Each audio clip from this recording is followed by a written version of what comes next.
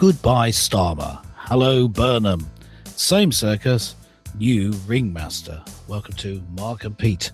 British politics changes prime ministers more often than some people change their tea towels. Yes, this is Mark and Pete, two blokes with half an opinion.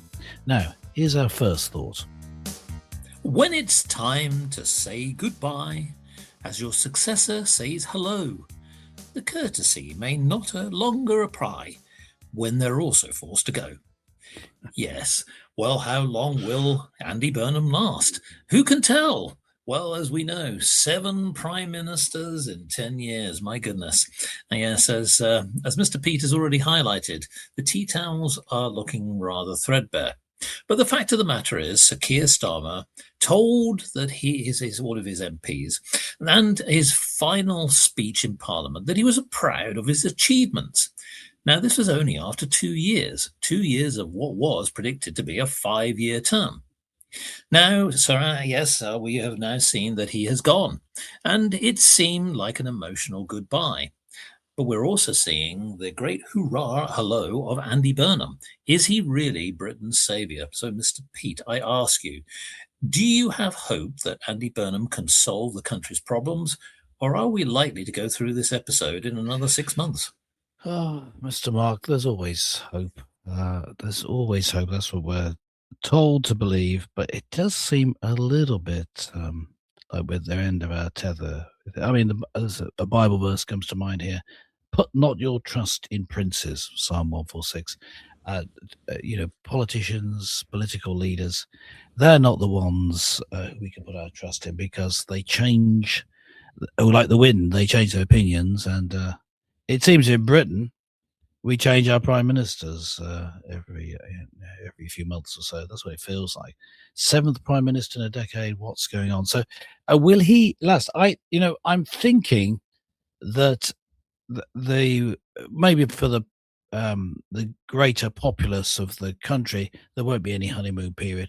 But I think for the mainstream media and his supporters in the Labour Party, there'll be sort of a honeymoon period for him. But eventually, because just looking at what freedom he has to enact policies that his supporters want, he's hemmed in on every side. Just people listen back to Mark and Pete shows talking about when Starmer was first prime minister. We said, well, it doesn't matter how good or bad he is.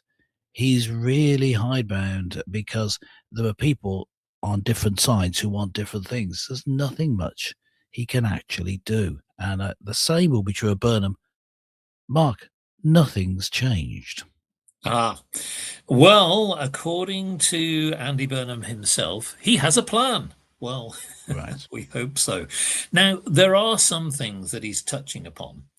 He's already implied these things, and I'm going to cover a few of them, and we can decide whether this is realistic or not. But the one thing that is good having a plan, being able to put it into the form of an execution to be able to actually make it work, is a different thing.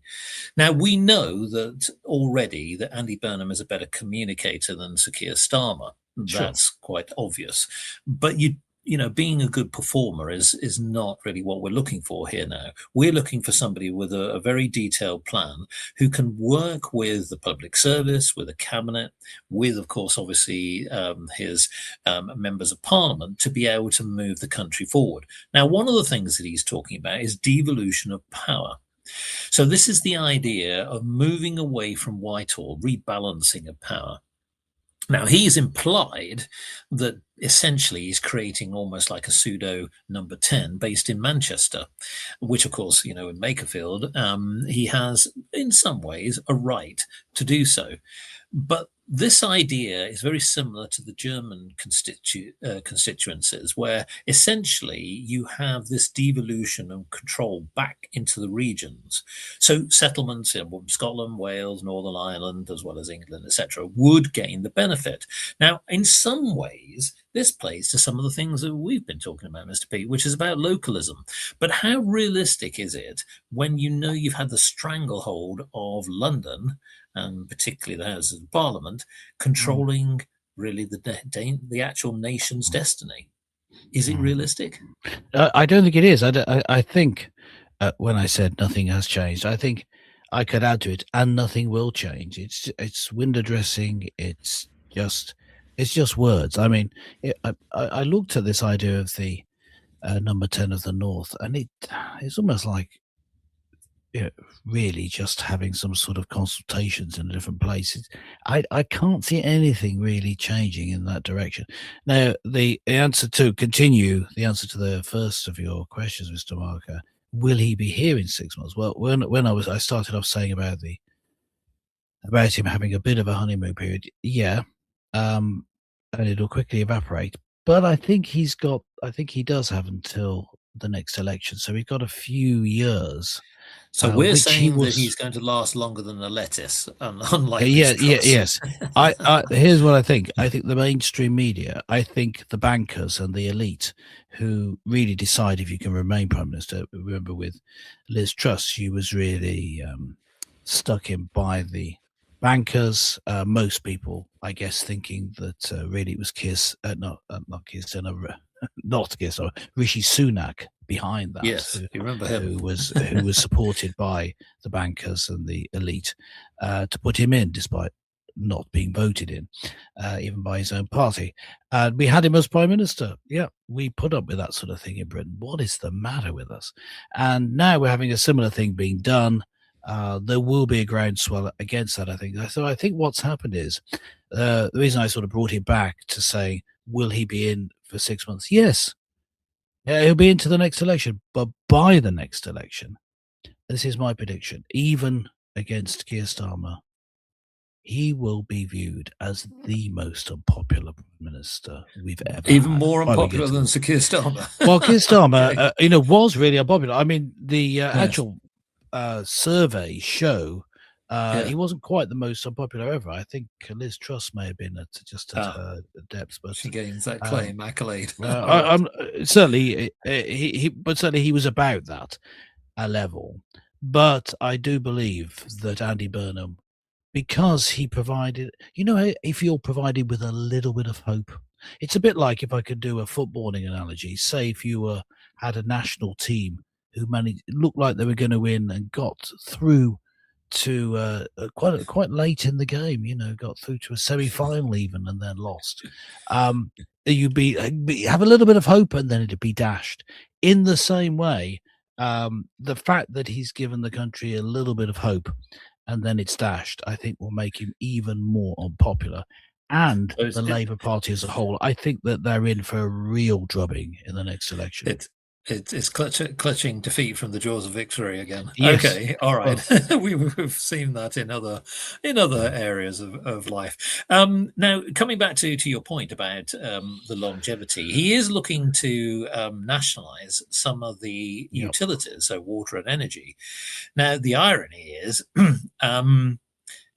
how long will the policy that we've been stuck with on renewables last? So will he even outlast that? Because the idea is he might even open up some of the oil wells. It is implied, but what he's also trying to do is cut bills down, energy costs down. Yeah. He's also trying to ensure that the selling off the family silver, as Macmillan once said, is that whereas ironically, Andy Burnham himself has said that the Thatcher period of the 1980s set the groundwork for what we see today. And I think that's where I do agree with him, that perhaps, some of those utility firms went to the pockets of the investors and not necessarily in the interest No, of he the has a nation. point So there. Yeah. he is looking at that side of things. He's also looking to try and basically bolster the housing. Now, this is the housing growth to try and build more houses. Now, as you probably gather, if you've been living in Britain for the last 50 years, this is the age-old can kick down the road scenario. I can't see him achieving that. Where I do think he's got something which he can actually boost his popularity is related to taxes, ironically. Now, he claims that he's not going to raise the main tax rates.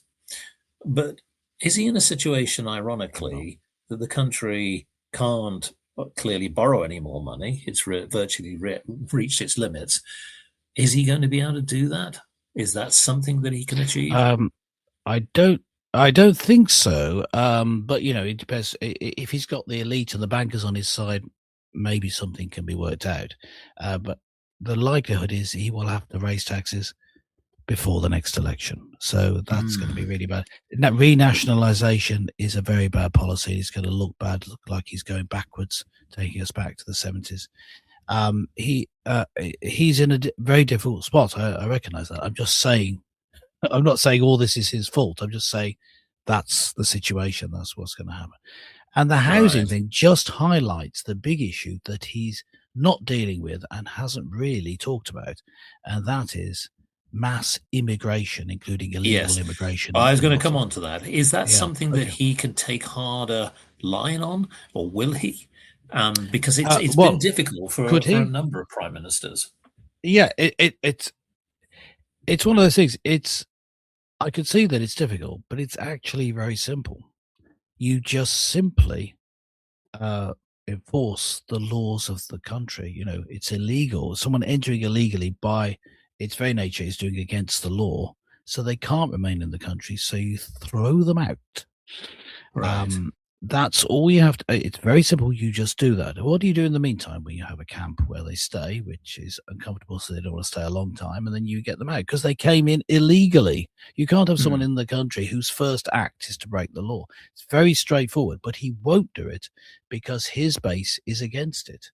Right? He can't. He's really stuck there. So he can try and put a bit of window dressing on it to try and appease people who see their community has been decimated by too many immigrants. But the housing crisis that he's talking about is only a crisis because of the millions of extra people due to mass immigration. So all that could be dealt with, and I think it'll be highlighted if he suddenly starts building lots of extra houses. Who are they for? And it's just going to really, really look bad, especially Yes. with reform and restore highlighting the fact and you know building their political capital at his expense. Well, here's a different one. It's a different subject, but it's crucial, the economy.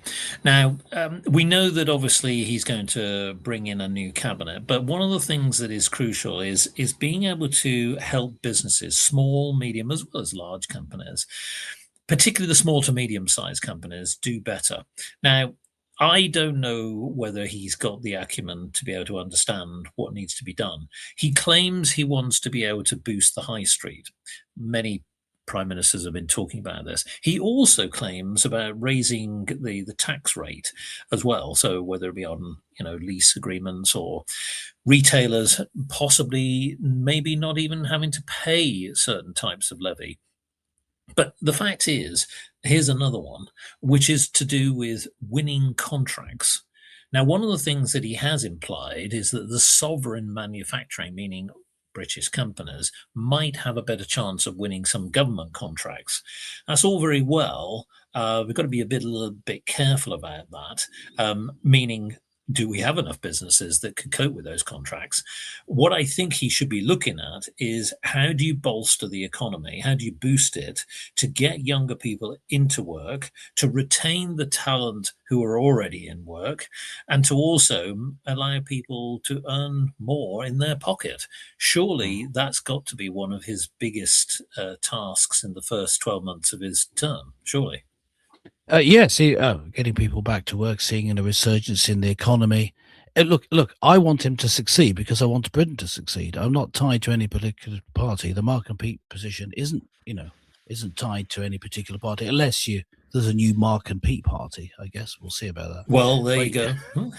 but the uh, uh, wouldn't that be a horrible? Mark and Pete as joint prime minister of Britain? It's like it'd make a great horror film, but not really great for the country. Look, the thing is that if Andy Burnham were to make the changes that you suggest, if he were to put a hold on immigration, so I'm not going to be remigrating people, I'm just putting a complete stop on all immigration, that would have a big effect. and then he also makes the investment in housing, but it's clear that it's going to English people first. Yes. Just Well, here's things, even that would be so shocking. It would turn people around if he could sell it to his base. Now he's got to do it now while he's got the political capital I was talking about earlier. Yeah, then maybe he can be a success and go on to be prime minister for another 5 years and turn this country around. I'd love that. I just don't think it's going to happen. We all do, but here we talk about the longevity. I wonder Yeah, about the I know. nation itself, because one of the last subjects I wanted to bring up was foreign policy and defense. Sure. We have had many other countries like Donald Trump saying we're not spending enough on defense. Irrespective of what Donald Trump thinks, it is true that we have an under-resourced Navy, Air Yeah. Force, and military. And what do you think? Do you think, ironically, even the nation will survive in the short term if it doesn't bolster its defense? You raise a very good point. It's one of the things where there's a danger. In other words, if we're invaded, we can't stop it. And I think we are in that position now. We were nearly in that position back in the 20th century when a certain German ex artist was looking to push into Britain. Despite warnings, we were under resourced and we needed help from the United States. We managed to pull through. We're back in. We don't learn anything. We're back in that position again. We need to invest in the military, and we would have the resources if, the measures you suggested to revive the economy and the changes in immigration policy, and one other thing which I'll mark and Pete, we keep banging on about it. It must be done, or there's no way the economy is really going to be turned down, and that is scrap all those, most of those green policies. Ones that involve energy being far too expensive, and as has been hinted at, and we mentioned it earlier by Andy Burnham, opening some oil wells and getting some cheap energy that your country has available. You should use it, and we should start. Yes, we need to defend our country with that money. What do you do with it? What the first priority? What are the first jobs? It's a bit like this.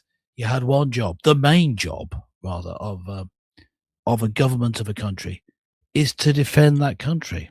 So they've got to be in a position to do it. So it's not that, if we don't have the military build up there, that'll mean we're done for. It's just that it could be that. It's like an insurance policy. You've got to have the military in place and ready to take on someone with the might of, for example, Russia. Well, we've said goodbye to Sir Keir Starmer. We say hello to Andy Burnham, but there's no doubt that there are many fires that Andy has to put out. So, listeners, what do you think? Will Andy be our saviour? Will he be able to solve these problems?